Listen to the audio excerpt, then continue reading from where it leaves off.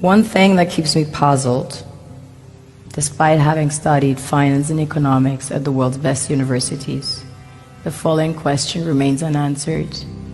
Why is it that 5,000 units of our currency is worth 1 unit of your currency, where we are the ones with the actual gold reserves?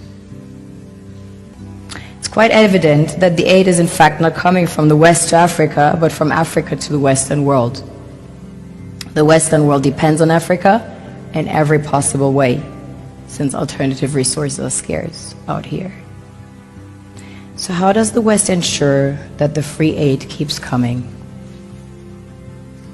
By systematically destabilizing the wealthiest African nations and their systems, and all that backed by huge PR campaigns, leaving the entire world under the impression that Africa is poor and dying and merely surviving on the mercy of the West. Well done, Oxfam, UNICEF, Red Cross, Life Aid, and all the other organizations that continuously run multi-million-dollar advertisement campaigns depicting charity porn to sustain that image of Africa globally. Ad campaigns paid for by innocent people under the impression to help with their donations. While one hand gives under the flashing lights of cameras, the other takes in the shadows.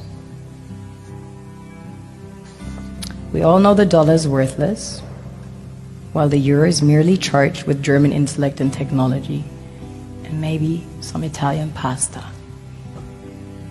How can one expect donations from nations that have so little? It's super sweet of you to come with your colored paper in exchange for our gold and diamonds. But instead, you should come empty-handed, filled with integrity and honor.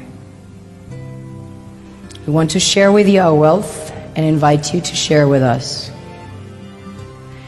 The perception is that a healthy and striving Africa would not disperse its resources as freely and cheaply, which is logical.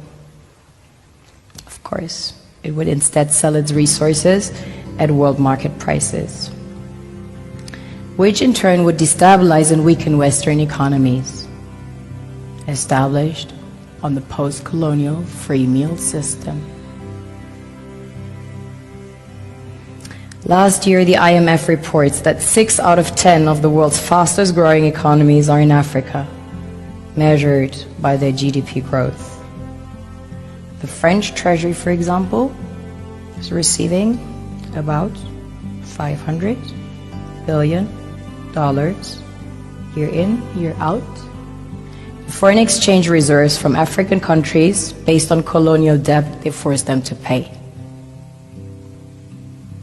Former French President Jacques Chirac stated in an interview recently that we have to be honest and acknowledge that a big part of the money in our banks comes precisely from the exploitation of the African continent. In 2008, he stated that without Africa, France will slide down in the rank of a third world power. This is what happens in the human world, the world we have created. Have you ever wondered how things work in nature? One would assume that in evolution the fittest survives.